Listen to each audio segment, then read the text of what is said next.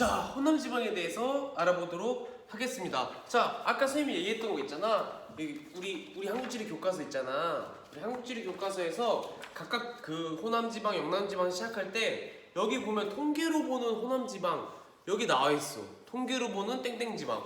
자, 얘들아, 이거를 꼭 봐줘야 돼. 이거 보면은 이걸 꼭 외우는 게 좋아요. 이걸 통해서 나중에 문제를 풀 때 도움이 많이 될 것 같거든. 이런 통계가. 그래서 꼭 봐줬으면 좋겠습니다. 알겠지? 오케이, 좋습니다. 자, 그렇다면 호남 지방에 대해서 한번 알아보도록 하겠습니다. 자, 호남 지방은 이런 특징이 있어. 일단 첫 번째로 농업이 발달되어 있는 국가입니다. 농업이 발달되어 있어요. 농업이. 그리고 서남해안을 끼고 있기 때문에, 그리고 굉장히 굴곡이 깊은 만들이 많기 때문에 간척지가 발달되어 있습니다. 그리고 역시 공업도 몇 군데 발달되어 있어요. 우리가 체크해야 될 곳이 몇 곳이 있죠. 자, 그리고 다양한 문화가 나타나기 때문에 이런 다양한 문화를 바탕으로 다양한 축제도 있습니다. 이에 대해서 한번 쭉 알아보도록 하겠습니다. 알겠습니까? 네, 좋습니다. 자, 차근차근히 알아볼게요. 다양한 산업이 발전하는 호남 지방에 대해서 한번 알아보겠습니다. 첫 번째, 호남 지방의 지역 특색을 볼 텐데 공간 범위는 이렇게 돼요. 일단 한반도가 이렇게 크게 있다면은 서쪽에 남쪽에 위치한 서남 쪽에 위치해 있습니다. 그리고 광주광역시, 전라북도, 전라남도를 포함하는 즉 전라도 지방을 지금 호남 지방이라고 부르고 있죠. 호는 뭐였어? 호강, 금강의 남쪽 또는 김제의 벽골제라는 호수의 남쪽이라고 했지. 그래서 호남 지방이라고 해요. 그리고 지역 특색을 볼게요. 일단 동부의 산지 지역들이 많습니다. 자, 이 사진을 보면 얘들아, 이 진하게 나타나는 곳이 바로 해발고도가 높은 곳이에요. 해발고도가 동쪽에는 이렇게 대체적으로 높은 걸 볼 수가 있습니다. 여기에 이제 그 소백산맥, 요령산맥이 위치하기 때문에 그 산맥들을 중심으로 동부에는 산지 지역이 많은 걸 볼 수가 있고, 그리고 서남부의 평야 지역이 많은 걸 볼 수가 있어. 금강, 영산강, 섬진강 이런 큰 강들이 많이 나가는 곳이기 때문에 그 강을 바탕으로 범람원들, 평야들이 굉장히 많습니다. 그리고 그 외에 도서지역, 섬들이 이렇게 많은 걸 볼 수가 있습니다. 그리고 이러한 아까 말한 넓은 평야와 서남해안을 중심으로 이 넓은 평야에서는 농업이 발달하겠지. 벼농사 같은 거. 그리고 이러한 서해안, 남해안의 고기들 잡아가지고 파는 어업이 발달되어 있습니다. 그리고 당연히 농산물, 평야가 발달했으니까 농업이 발달했으니까 농산물도 많겠지. 어업이 발달했으니까 해산물도 많겠지. 이 두 가지가 풍부하고 또 아까 말했듯이 음식, 판소리, 민속놀이 등의 다양한 문화들이 발달되어 있는 게 바로 호남 지방입니다. 알겠습니까? 네, 좋습니다. 다음으로 넘어갈게요. 자, 농지 개간과 간척 사업에 대해서 알아볼게요. 여기는 우리나라에서 간척지가 제일 많은 곳이에요. 그래서 간척 사업을 빼놓을 수가 없습니다. 한번 보겠습니다. 호남 지방은 우리나라 최대의 곡창지대로, 즉 벼농사를 제일 많이 한다고, 농사를 많이 짓는다고. 만경강, 동진강 주변의 호남평야와 영산강 주변의 나주평야를 중심으로 대규모의 농경지가 조성되어 있다. 이거는 인터넷에서 따온 건데, 자, 금강의 지류가 있어요. 금강이 이렇게 있고, 그리고 여기에 금강 위에 이렇게 만경강이 흐르고, 만경강 밑에 또 동진강이 이렇게 흐르거든요. 그걸 중심으로 이렇게 호남평야가 펼쳐져 있는 걸 볼 수가 있습니다. 그리고 영산강을 중심으로 한 나주평야가 있어요. 이 평야를 중심으로 최대의 곡창지대가 형성되어 있습니다. 알겠습니까? 호남평야랑 나주평야, 그리고 만경강, 동진강, 영산강 이런 큰 강들이 흐른다. 그러면 곡창지대가 형성될 수밖에 없어요. 자, 다음. 그리고 대규모 농지 개간을 어떻게 하냐? 바로 간척 사업을 통해서 했습니다. 이미 평야가 많긴 해. 하지만 간척 사업을 통해서 더 평야를 만들어서 거기에 벼농사를 짓고 있습니다. 그에 대해서 볼게요. 일제감정기로부터 시작되었어요. 예전부터 시작되긴 했는데 대규모로 간척 사업이 시작된 거는 일제감정기 때부터입니다. 자, 읽어볼게. 쌀을 수탈하기 위해서 수리시설을 확충하고 넓은 면적의 저습지와 갯벌을 농지로 개간했습니다. 가장 대표적으로 김제의 광활면이 있습니다. 김제시가 얘들아 여기야. 여기가 김제시인데 김제시의 광활면이 여기입니다. 여기 광활면이 여기거든. 근데 여기가 다 논밭으로 되어 있잖아. 여기가 다 간척지예요. 여기가 다 간척지. 원래 갯벌, 저습지는 그냥 그 고도가 낮은 습지를 얘기하는 거야. 그 바다 근처에. 아무튼 갯벌이랑 비슷하다고 보면 돼. 그런 갯벌과 저습지를 이제 메운 거예요. 땅으로 매립한 거야. 그렇게 만들어서 여기를 농지로 이용하고 있습니다. 왜 광활면이야? 광활하게 간척지가 펼쳐져 있다 해서 광활면이라고 합니다. 근데 여기는 아픈 역사가 있습니다. 그 간척지에서 나는 쌀이 되게 맛있대요. 질이 좋대. 그래서 일본 천황이 여기 광활면 간척지에서 나는 쌀을 그렇게 좋아했다고 합니다. 그래서 여기가 이쪽 김제 지역에서 가장 먼저 큰 도로가 깔린 곳이라고도 해요. 항구도 발달하고. 그래가지고 여기서 만든 거를 이렇게 일본까지 수탈해 갔겠죠. 아무튼 그렇습니다. 그런 곳이 바로 김제의 광활면이에요. 광활면이 이렇게 펼쳐져 있죠. 자, 광활하게 펼쳐져 있는 모습이 볼 수가 있습니다. 간척지 논의 특징이 이렇게 논이 이렇게 격자형으로 잘 정리되어 있어요. 자연적으로 생긴 게 아니라 사람들이 간척지를 만들고 계획적으로 논을 조성했기 때문에 이렇게 똑바른 편입니다. 그리고 구역이 이렇게 잘 구분되어 있고. 자, 그 다음에 1960년대 이후를 볼게요. 이때부터 또 간척 기술의 발달로 정부와 민간이 주도해서 대규모 간척 사업을 추진했습니다. 대표적으로 부안군의 개화도가 있고 영산강 하구, 그리고 해남 공, 새만금 일대에 이런 간척지들이 있는데, 자 보면 얘들아, 개화도는 바로 밑에 있어. 광화문 밑에 여기 개화면, 여기가 바로 개화도, 여기 논들이 펼쳐져 있죠? 여기가 바로 개화면 간척지입니다. 여기는 이 개화도라는 섬을 중심으로 방조제를 쌓아가지고 매립한 곳이에요. 거기 부안군 개화도가 여기 있고, 또 영산강 하구 쪽도 큰 만이거든. 여기에 간척지들을 조성하고, 해남과 고흥이 여기 남해안 쪽에 있는데 거기에도 이렇게 간척지를 조성하고 있습니다. 그리고 이 간척지들을 다 포함해서 새만금 방조제를 이렇게 쌓고 여기 간척지를 계속해서 추가하고 있죠. 네, 여기가 바로 새만금 간척지예요. 여기가 전체적으로. 알겠습니까? 네, 좋습니다. 이런 간척 사업을 바탕으로 농지가 개간이 이루어지고 있다. 알고 있으면 좋겠습니다. 자, 광화문 간척지였고, 다음. 그래서 이런 간척지는 다양하게 활용되고 있습니다. 어떻게? 볼게요. 간척 사업을 통한 농지 확보는 우리나라의 쌀 자급률 증대에 기여하고 있다. 그렇게 넘어가면 되고, 그리고 금강 하구의 군산, 영산강 하구의 영암 이런 게 있다는데, 자 볼게. 자, 금강 하구의 군산을 중심으로 한 여기 간척지, 그리고 영산강 하구의 영암 여기 있어요. 목포 옆에 영암. 그리고 광양만. 자, 광양만이 여기 광양에 있거든. 광양을 통한 큰 만, 여기가 광양만인데, 이 광양만 일대에 여수랑 광양에는 간척지가 조성되어 있는데 산업단지가 있습니다. 자, 이 산업단지 크게 두 가지가 있다고 했지. 여수에는 석유화학단지, 그리고 광양에는 제철소가 있지. 이 두 개가 얘들아 간척지 위에 조성된 것들이야. 그래가지고 그 간척지를 만들고 그 위에 산업단지가 조성된 겁니다. 그래서 이런 것들을 통해서 지역경제 발전에 기여하고 있습니다. 네, 좋습니다. 그리고 군산이랑 영암 여기도 산업단지가 조성돼 있어. 군산 쪽에는 그 군산 국가산업단지가 조성돼 있고, 영암에도 산업단지가 크게 있습니다. 영암을 먹여 살리는 거는 얘들아 공장들이에요. 그 공장들에서 돈을 번 걸 토대로 애들 교육시키고 인프라 깔고 그렇게 하고 있습니다. 알겠습니까? 여기 대표적인 기업 도시예요. 오케이, 이따 보겠습니다. 이거에 대해서. 그래서 권역별 경지 및 논병적, 그리고 쌀 생산량 비율을 나타내는데, 얘들아 호남지방이 아까 뭐라 했어? 최대 곡창지대라고 했지? 그래서 자 볼게. 경지 면적도 전국의 권역에서 1등이지. 그리고 논 면적도 1등이에요. 쌀 생산량도 1등입니다. 이게 다 순위가 같아요. 어떻게? 일단 1등이 어디야? 호남권. 그 다음에 영남권이에요. 그 옆에 있는 영남권. 그 다음에 어디냐? 충청권입니다. 호남권, 영남권, 충청권. 그 다음에 얘들아 강원도가 아니야. 수도권이에요. 그 다음에 강원권. 강원, 제주권 이렇게 돼 있습니다. 알겠니? 이 순서 알아두면 좋겠죠. 이 순서는 어떤 순서? 경지 면적 순서, 또 논 면적 순서, 쌀 생산량 순서입니다. 정확하게 알아둬야 돼요. 알겠습니까? 네, 좋습니다. 다음으로 넘어갈게요. 네, 다음으로 넘어가겠습니다. 자, 다음 산업구조의 변화에 대해서 한번 살펴보겠습니다. 산업구조가 그러니까 1차, 2차, 3차 산업 그 비중을 차지하는 게 산업구조라 했잖아. 그게 변화하고 있어요. 어떻게 변화하냐? 볼게요. 1차 산업. 기후가 온화하고 남부지방에 있잖아. 저희도야 기후가 온화해. 비옥감 평화가 많이 발달되어 있습니다. 그리고 긴 해안선과 넓은 갯벌을 끼고 있어서 농업과 어업 위주의 1차 산업이 발달되어 있다. 아까 한 말이랑 같죠? 그와 일맥상통하는 말입니다. 최근에는 제조업이 성장하고 있습니다. 왜? 최근 서해안고속국도, 최근이라지만 1990년대에요. 서해안고속국도와 호남고속철도 KTX가 뚫렸어.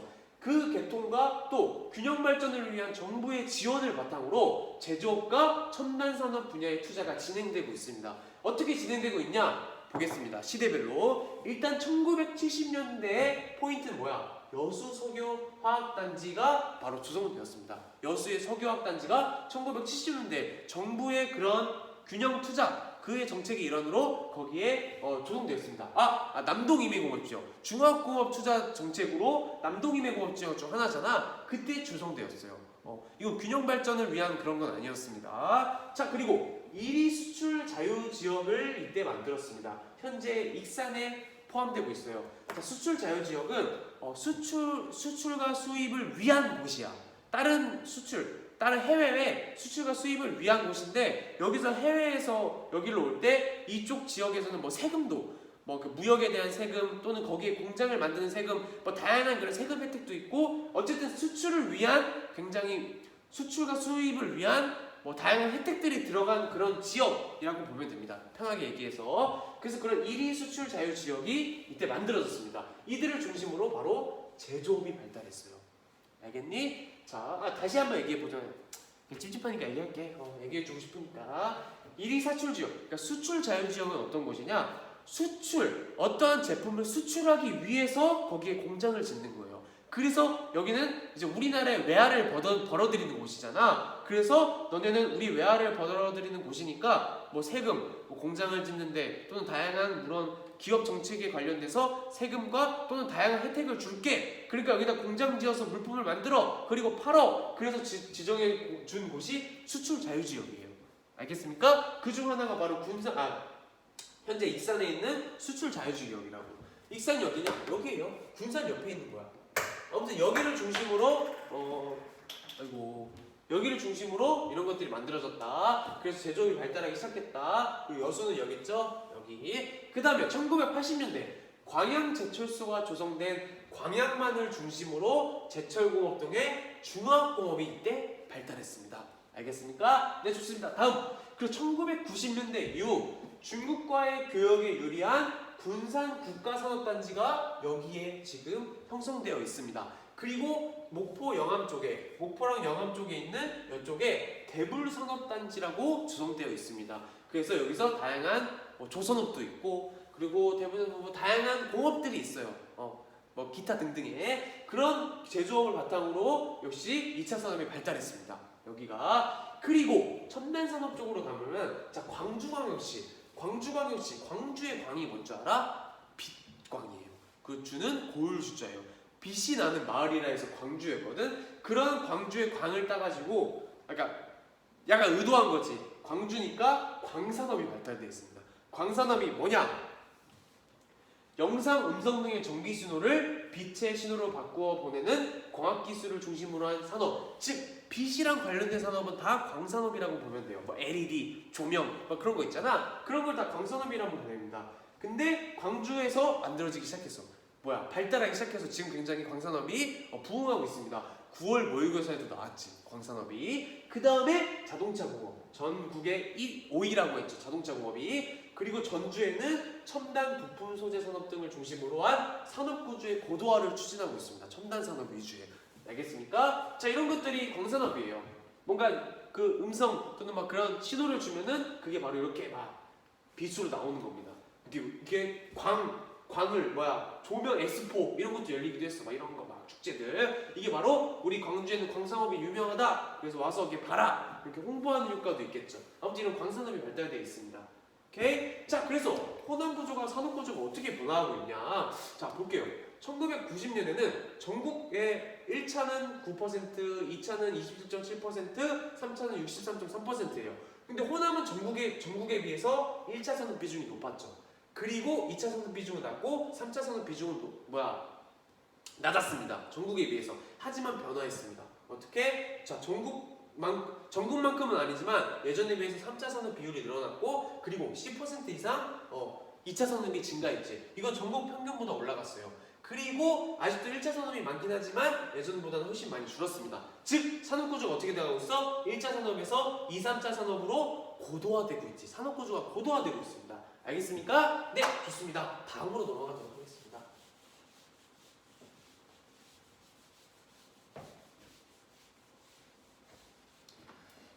자, 다음으로 넘어갈게요. 제조업이 발달한 호남 지방의 도시에 대해서 한번 알아볼게요. 자, 제조업이 발달한 호남 지방의 도시 우리는 세 군데만 알아두면 됩니다. 광주, 여수, 광양. 여수랑 광양은 직역 들어봤지만 광주를 보는 건 처음이지. 자, 9월 모의고사에도 한번 나왔기 때문에 수능에 나올까 하지만 아무튼 알아두는 게 좋습니다. 그래서 볼게요.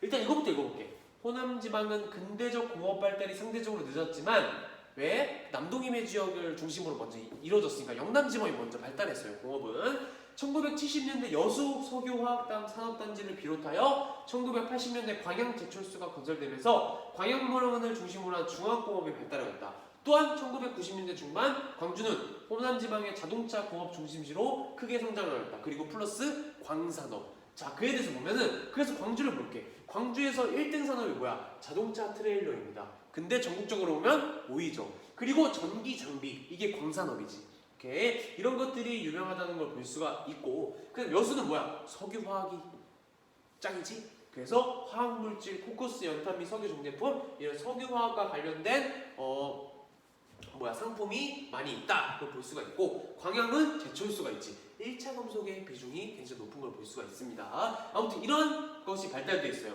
그리고 얘들아, 야구 혹시 보니? 야구의 기아 타이거즈가 연고지가 바로 광주예요. 근데 광주에 뭐가 유명하다고? 자동차가 유명합니다. 근데 기아 자동차 공장이 있어요. 그래서 여기가 기아 타이거즈예요. 기아 모터스 거기에 스폰을 받아가지고 그래갖고 여기가 기아 타이거즈입니다. 알겠습니까? 네, 좋습니다. 다음 그다음 경제자유구역과 혁신도시에 대해서 한번 알아보겠습니다. 자, 경제자유구역이라는 곳이 있어. 경제자유구역이 뭐냐? 외국 기업의 경영 환경 및 그들의 생활 여건을 개선함으로써 외국인 투자를 촉진하고 나아가 국가 경쟁력 강화와 지역 간 균형 발전을 도모하기 위해서 특별히 지정하는 경제특별구역인데, 자, 외국 기업이 우리나라에 와서 공장 짓고 그런 활동을 하려면은 세금도 많고 제약도 많고 문화적으로도 힘들고 다양하게 막 힘든 점이 많아. 근데 그런 힘든 점을 완화시켜줄게. 세금도 특별히 감해줄게. 그리고 여러분 가족들도 같이 올 수 있게 지원도 해줄게. 이렇게 외국인들의 투자를 촉진할 수 있도록 다양한 그런 혜택을 주는 겁니다. 그리고 플러스 국가 입장에서는 그 국가 경쟁력을 강화할 수 있겠지. 거기에 외국인들이 많이 투자해가지고 거기가 성장한다면 어쨌든 국가 전체적으로 보면 경쟁력이 강화되는 거잖아. 플러스 지역 간의 균형 발전을 도모하기 위해서 지정하는 겁니다. 경제특별구역으로. 왜?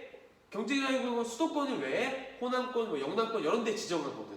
왜? 거기에 발전을 위해서. 그러면은 지역격차를 좀 줄일 수가 있겠잖아. 아무튼 이런 세 가지의 이유로 인해서 경제자유구역을 지정하는 겁니다. 근데 광양만권 경제자유구역은 광주, 여수, 순천을 중심으로 여기에 경제자유구역이 있고, 그리고 경남의 하동을 중심으로 있습니다. 경남은 하동 여기 있어요. 하동은 경상남도긴 하지만 여기 있습니다. 아무튼 이거를 이렇게 합쳐가지고 광양만권 경제자유구역이 있습니다. 그래서 동부가 물류 중심지를 지향하는 그런 걸 꿈꾸면서 지금 활발하게 공업활동을 하고 있죠. 그 다음에 혁신도시도 있습니다. 혁신도시는 어디에 있다? 전주랑 완주 그 사이에 있는 농업과 생명과 관련된 공공기관이 이전해서 거기에 인구 증가를 유발하는 전주, 완주에 이런 혁신도시가 있고, 또 나주는 곰탕, 배, 그리고 이런 혁신도시도 있다는 거 알아두세요. 녹색전력, 다양한 신재생 에너지 관련해서 그런 관련된 공공기관이 위치한 나주 혁신도시도 이렇게 있습니다. 알겠습니까? 이런 거 다 알아둬야 돼요. 알아둬야 돼요. 이런 지역지리 같은 거 모르면 못 풀잖아. 그 다음에 관광산업도 발달하고 있는데 왜? 자연환경이 굉장히 수려합니다. 다도해 국립공원, 다도해 해상국립공원 굉장히 섬이 많아요. 근데 이거 굉장히 멋있어요. 실제로 보면. 그리고 다양한 지리산, 무등산 이러한 국립공원들이 많아요. 산을 중심으로 한. 그리고 해안가를 중심으로 한 관광자원도 굉장히 많습니다. 아 여기 무등산 국립공원 얘들 굉장히 멋있어요. 산 자체가 주상절리로 되어 있는데 주상절리가 어마어마하게 큽니다. 그래서 무등산 나중에 꼭 가보세요. 굉장히 멋있습니다. 지금 아직 못 가봤어. 전국 방방곡곡 웬만한 데 다 가봤는데 유일하게 못 가본 곳이 무등산이에요. 그래갖고 꼭 나중에 가보고 싶습니다. 아무튼 이렇게 다양한 축제가 열릴 정도로 다양한 자연환경과 문화유산이 있습니다. 자, 축제는 뭐가 있냐? 전주 대사슴 놀이와 세계 소리 축제가 있습니다. 대사슴 놀이는 이렇게 민요들 이런 것들을 바탕으로 한 그런 거예요. 민요를 바탕으로 한 민속 그런 민요 뭐 판소리 그런 것들을 이야기하는 겁니다. 이런 것들이 굉장히 유명합니다. 그리고 세계 소리 축제도 열리고 남원의 그 춘향이 그 배경이 되는 곳이잖아. 그래서 그걸 바탕으로 남원 춘향제가 열리는 걸 볼 수가 있고, 그리고 김제의 지평선 축제가 열립니다. 우리나라는 국토의 70% 이상이 산이 걸려 있어요. 산이 있다고. 그래서 지평선이 잘 나타나지 않아. 어디든 뭐든 보면 산이 걸려 있어요.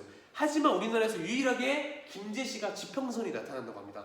아무것도 걸리지 않은 쭉 펼쳐져 있는 지평선이 펼쳐져 있다고 해요. 그래서 그러한 지리적 특징을 바탕으로 지평선 축제가 열립니다. 그리고 보성의 다양한 축제. 보성 다양한 축제 뭐겠어? 그 녹차 가지고 차 그런 걸 관련해서 축제가 열리고, 순창의 장류 축제. 자, 순창의 고추장 유명하지. 고추장과 관련된 음식을 먹거나 관련된 용품을 파는 축제가 열립니다. 그래서 이렇게 떡볶이를 이렇게 대량으로 만드는 순창 고추장 붓는 모습이지, 이런 거 만들어서 파는 겁니다. 외국인들도 막 오죠. 매운맛 좋아하잖아, 한국인에. 떡볶이 먹고 싶다. 엽떡풀 돌았는데 곧 엽떡 먹어야겠다. 아무튼 그렇습니다. 그리고 슬로시티가 지정돼 있어. 슬로시티가 뭐야? 빠르게 사는 현대인들, 우리 좀 편안하게 사자. 여가도 즐기고 자연과 그리고 그 지역의 문화 유산과 함께 편안하게 느리게 살자. 그래갖고 만든 그런 운동이겠죠. 슬로시티 운동이겠지. 근데 전라 지방에, 호남 지방에는 총 5군데가 있어요. 신안군, 완도군, 전주시, 담양군, 목포시가 이렇게 있습니다. 이게 슬로시티의 슬로건이에요. 그 상징 마크입니다. 어때? 달팽이가 이렇게 있는 걸 볼 수가 있지. 이탈리아어로 뭐 느린 거 뭐 그런 거 말하는 거래. 정확히 모릅니다. 아무튼 이런 마크가 있으면 거기는 슬로시티예요. 근데 슬로시티가 다른 지역에 비해서 왜 많을까? 지역 발전을 위해서, 균형 발전을 위해서 많이 지정했습니다. 관광객들을 모으기 위해서. 아무튼 그렇습니다. 그리고 통계로 보는 호남지방을 볼게요. 2014년 농가 인구가 23.2%로 63만 명입니다. 2013년 기준으로. 그리고 근데 농가 인구가 영남권이 더 많아요. 인구만 따지면은. 그 다음 2015년 농경지 면적이 뭐 51만 헥아트로 30.9%를 차지하는 거 볼 수가 있고, 우리 남한에서 어업 생산량은 48.9% 반을 차지합니다. 그리고 무형문화재 보유자 현황이 17.2% 30명이 있어요. 그만큼 문화가 발달했다는 거지. 아무튼 이런 거 꼭 봤으면 좋겠습니다. 알겠습니까? 자, 오늘은 여기까지 하고 다음 시간에 영남지방과 제주도에 대해서 한번 알아보도록 하겠습니다. 다음 주에 얘들아 직접 만나서 보자. 빠이. 주말 잘 지내.